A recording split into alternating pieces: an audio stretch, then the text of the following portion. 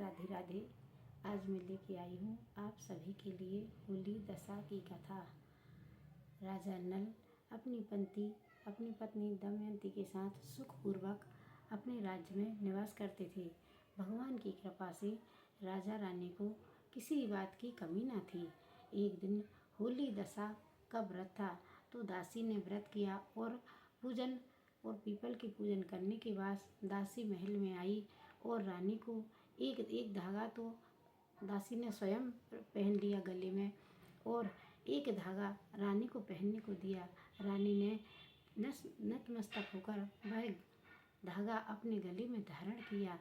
लेकिन शाम को जब राजा की दृष्टि रानी के गले में पहने हुए उस धागे पर पड़ी तो राजा क्रोधित हो गया और उनसे कहने लगा कि रानी, यह तुमने मुझे बस में करने के लिए पहना है। रानी के लाख मना करने पर भी राजा ने उस धागे को रानी के गले में से निकाल कर खींचकर जलती हुई आग में फेंक दिया।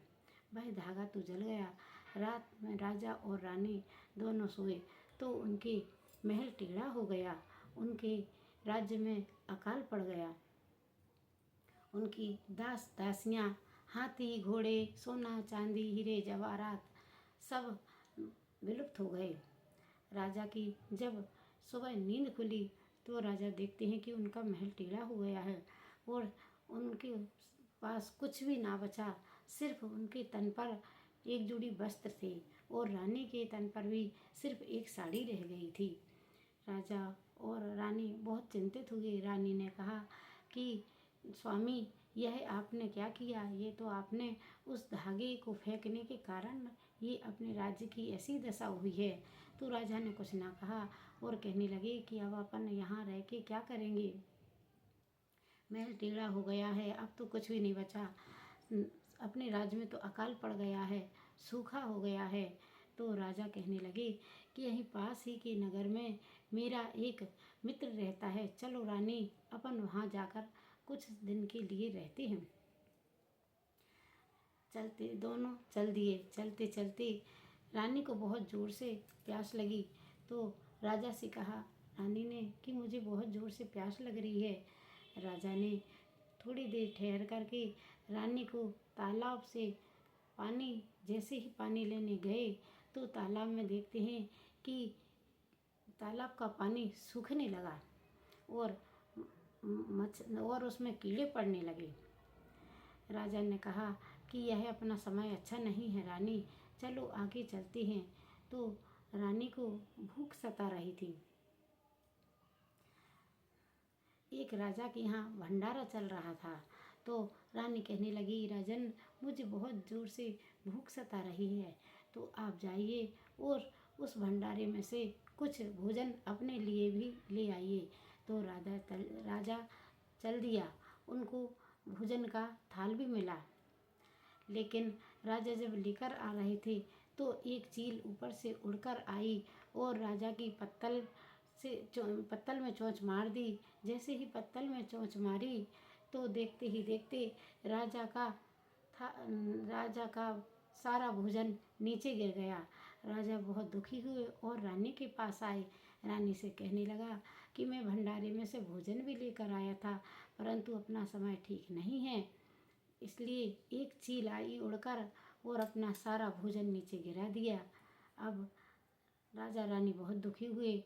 उन्होंने कहा कि चलो अपन तालाब में जाकर देखते हैं, उधर कुछ हो सकता है अपने को कुछ मिल जाए खाने को। राजा रानी चल दिए। तालाब के पास जाकर रानी ने 2 पत्थर इकट्ठे किए, आग जलाई और एक हांडी में तालाब में से मछलियाँ पकड़कर उसमें उबलने के लिए रख दी। देखते ही देखते वो मछलियाँ जिंदा होकर तालाब में कूद पड़ी। अब तो राजा और रानी और भी दुखी हुए तो देखते हैं कि चलो मेरे मित्र के यहाँ चलते हैं। राजा के मित्र को जब सूचना मिली कि मेरा मित्र मुझसे मिलने आ रहा है तो उन्होंने उनसे आने का आग्रह किया। राजा और रानी अपने मित्र के यहाँ चले गए और उधर भोजन करने ही वाले थे कि राजा नल की दृष्टि खूंटी पर पड़े हार की तरफ चली गई। उधर उधर दीवार पर एक काजल की मोर मंड रही थी। तो वो काजल की मोर उस नौलखा हार को निगलने लगी। तो राजा नल ने अपनी रानी दमयंती से कहा, रानी, अपना समय ठीक नहीं है। देखो, काजल की मोर भी उस नौलखा हार को निगल रही है। अपने को चोरी का नाम लगे, इससे पहले ही अपन इधर से निकल चलते हैं। राजा ने भोजन को प्रणाम किया और थाल को आगे खिसका करके चल दिए। आगे चलते हैं और पास ही के नगर में उनकी एक बहन रहती है। तो राजा एक कुम्हार के यहाँ रुक गए। कुम्हार से कहा कि भाई, राजा की जो रानी इस राज्य के राजा की जो रानी है वह मेरी बहन है। आप उनको संदेशा लेकर जाइए कि आपका भाई और भाभी आपसे मिलने के लिए आए हुए हैं और कुम्हार के आवा पर मतलब ठहरे हुए हैं। रानी जब राजा की बहन को इस बात की सूचना मिली कि मेरा भाई और मेरी भाभी मुझसे मिलने आए हैं, तो अपनी दासियों से कहा कि मेरा भाई और भाभी किस हाल में मुझसे मिलने आए हैं। तो दासियों ने कहा कि आपका भाई और भाभी तो बहुत ही फटे हाल से आए हैं।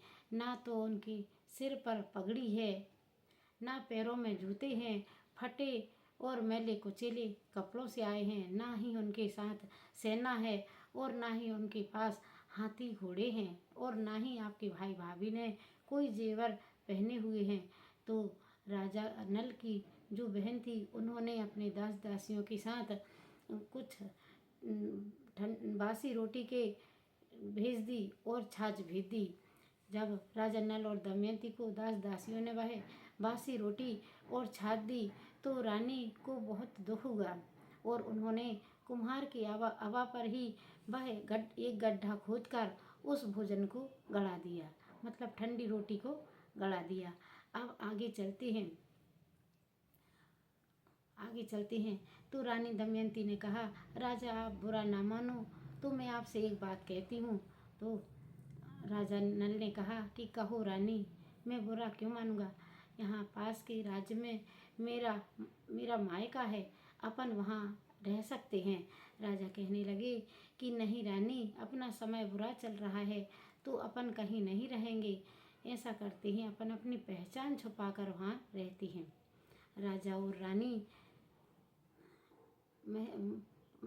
अपने मायके में आए और पास और थोड़ी दूर जाकर ही ठहर गए। एक पेड़ के नीचे रानी दमयंती और राजा बैठ गए और जो राहगीर जा रहे थे उनसे कहा कि आपके नगर के जो राजा और रानी हैं उनसे कहना कि आपको दास और दासी की ज़रूरत हो तो पेड़ के नीचे एक दास और दासी बैठे हैं। तो राहगीरों ने आकर उनसे उन महल में आकर इसकी सूचना दी। तो उनकी माँ और पिताजी ने कहा कि चलो ठीक है, हमें तो वैसे ही हमारा महल बड़ा है तो दास दासियों की ज़रूरत तो पड़ती है। उन्होंने कहा कि उनको बुला लाओ। तो राजा कहने लगा, रानी, हम दोनों यहाँ बेस बदल के रहते हैं तो कोई किसी ना किसी दिन तो हमारी चोरी पकड़ी ही जाएगी। रानी, ऐसा करो कि आप अपने महल में रहो मायके में पहचान छुपाकर, और मैं यहीं तेली के यहाँ तेल पुरौना का काम कर लूँगा। रानी कहने लगी, ठीक है। जब दासी लौटकर उस पेड़ के नीचे रानी दमयंती से कहा कि हाँ, हमारे राजा और रानी को किसी दासी की ज़रूरत है, तो वो कहने लगी रानी, तो वो दमयंती कहने लगी कि मैं झूठे बर्तन नहीं मांजूंगी और ना ही किसी के कपड़े धोऊंगी महल में। मैं तो सिर्फ भोजन बनाने का ही कार्य करूंगी। तो उन दासियों ने आकर रानी को यह सूचना दी। तो रानी की जो रानी थी उन्होंने कहा, हमारे महल में तो वैसे भी बहुत सारे कार्य हैं, ऐसा करो कि तुम उस दासी को यहाँ ले आओ। तो रानी ने उस दासी को भेजकर संदेशा भेजा। अब तो रानी दमयंती उस महल में आ गई, मतलब अपने ही मायके में पहचान छुपा कर आ गई। जब रानी ने मतलब उनकी माँ ने पूछा कि तुम्हारा नाम क्या है, तो रानी दमयंती ने कहा कि मेरा नाम तो दमी है, लेकिन रानी साहिबा मैं आपको माँ कहकर पुकार सकती हूँ। तो रानी कहने लगी कि हाँ, मुझे कोई दुख नहीं है, आप मुझे माँ कहकर बुला सकती हो। अब तो दमयंती अपने पीहर में रहने लगी, अपने भोजन बनाती, सारा गृह कार्य करती, बस जूठे बर्तन नहीं साफ करती और कपड़े नहीं धोती।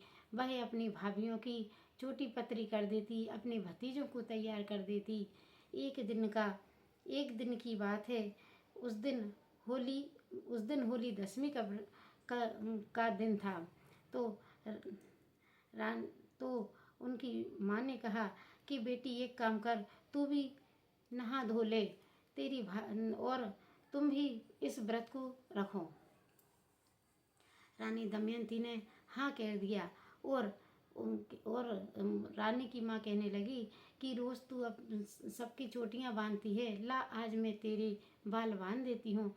तो रानी दमयंती ने हाँ कह दिया। अब तो रानी दमयंती नीचे बैठ गई और उनकी माँ कहने लगी कि मैं तेरे बाल बांधूँ, और उन्होंने जैसे ही रानी दमयंती के बाल खोले तो देखती हैं कि उनके सिर में पद्म था। तो रानी बहुत दुखी हुई और उन्होंने कहा कि बेटी, ऐसे ही पद्म मेरी बेटी दमयंती के सिर पर भी था, लेकिन 1 साल होने को है आज मेरी बेटी दमयंती और मेरे दामाद का कुछ भी पता नहीं है, राजा नल का भी कुछ पता नहीं है। तो रानी दमयंती कहने लगी कि नहीं रानी, आपकी बेटी तो कोई और होगी। तो रानी कहने लगी ऐसे ही पद्म मेरी बेटी के सिर पर भी था। अगर तुम मेरी बेटी हो तो मेरे आंचल में से दूध की झट छूट जाए। तो देखते ही देखते रानी के आंचल में दूध भरा गया। फिर तो दोनों माँ और बेटी खूब गले मिली और पहचान गई कि यह तो मेरी बेटी दमयंती भी है। पूरे महल में शोर शराबा हो गया कि 1 साल से राजा रानी की बेटी दमयंती उनके ही महल में रह रही है और किसी को भी कोई पता नहीं चल पाया। और बेटी से कहा, बेटी तुम तो यहाँ हो और मेरे दामाद कहाँ पर हैं? तो रानी दमयंती ने कहा कि माँ, मैं तो पहचान छुपाकर आपके यहाँ रह रही हूँ, लेकिन पास में ही राजा नल मेरे स्वामी तेली के यहाँ तेल पिरोने का काम करते हैं। तो राजा रानी ने उनको बुला लिया, अपने दामाद को, और बेटी ने पीपल की पूजन की और गले में 7 गठानों वाला धागा भी पहना, पीपल देवता की पूजन की और होली दशा की कथा भी सुनी। पूजन करने के बाद राजा रानी ने अपनी बेटी और जमाई को बहुत सारा दान दहेज, हीरे पन्ना, मोती, दास दासियां, हाथी घोड़े सारे भेंट में दिए। और राजा और रानी अपने महल को, अपने राज्य को लौटने लगे। आते हैं महल की ओर लौटने लगे और वहीं कुम्हार के यहाँ रुक गए जहाँ वो पहले रुके थे। रानी दमयंती ने कहा कि उसी कुम्हार से कहा कि जाओ आप मेरी ननद बाई को खबर भेजना कि तुम्हारे भाई और भाभी यहाँ आए हुए हैं। वो कुम्हार संदेशा लेकर उनकी बहन के पास महल में गया। जब उनकी बहन को इस बात की सूचना मिली कि मेरे भाई और भाभी आए हैं, तो उन्होंने कुम्हार से कहा, मेरे भाई और भाभी किस हाल में आए हुए हैं? तो कुम्हार ने कहा कि वह तो गाजे बाजे के साथ हाथी घोड़ा, सोना चांदी, हीरे मोती, वस्त्र आभूषण इत्यादि के साथ सुशोभित हो रहे हैं और हाथी घोड़े पर और रथ पर बैठकर आपके भाई आए हुए हैं। तो बहन भागी भागी अपने भाई और भाभी से मिलने के लिए आई। देखो, जब समय खराब होता है तो ना भाई काम आता है और ना ही बहन काम आती है और ना ही सगे संबंधी काम आते हैं, ना ही मित्र रिश्तेदार काम आते हैं। बहन और भाई खूब मिले, दोनों की आंखों में आंसू भरा गए। लेकिन रानी दमयंती ने जो सूखी रोटी भेजी थी, उनकी ननदबाई ने वो गड्ढे में गड़ा दी थी। उन्होंने जब उस गड्ढे को जैसे खोदा तो उसमें से हीरे, मोती, जवाहरात, बहुत सारा सोना निकला। तो उन्होंने उसी कुमार को भेंट कर दिया। बहन ने कहा, चलो भाई और भाभी महल को चलते हैं। तो भाई ने मना कर दिया कि नहीं बहन, हम तो अपने राज्य को जाएंगे, और उधर से चल दिए। जब लौटकर आने लगे तो उनके मित्र का नगर पड़ा और मित्र को भी संदेशा भेजा कि तुम्हारा मित्र राजा नल और रानी दमयंती दोनों आए हुए हैं। तो मित्र ने कहा कि उन दोनों को ले आओ, और राजा रानी को जैसे पहले भोजन करा रहे थे उनके मित्र, वैसे ही भोजन कराने के लिए बिठा दिया। जो पहले काजल की मोर दीवार पर मंडी थी और रानी का नौलखा हार खूंटी पर टंगा हुआ था, जैसे काजल की मोर ने हार निकला हुआ था, तो वैसे ही रानी जब राजा नल और दमयंती के अच्छे दिन शुरू हो गए तो वही काजल की मोर उस हार को, नौलखा हार को उगलने लगी। जैसे ही मोर हार उगल रही थी तो राजा नल ने उस मोर का गला पकड़ लिया और अपने मित्र को बुलाया। देखो मित्र, मेरा समय खराब था तो यह काजल की बनी हुई मोर भी खूंटी पर टंगे नौलखा हार को उगल रही थी। लेकिन देखो मित्र, मेरा समय अब अच्छा आ गया है। होली दशा के व्रत करने से मेरा समय जब अच्छा हो गया है तो यही काजल की मोर इस नौलखा हार को उगल रही है।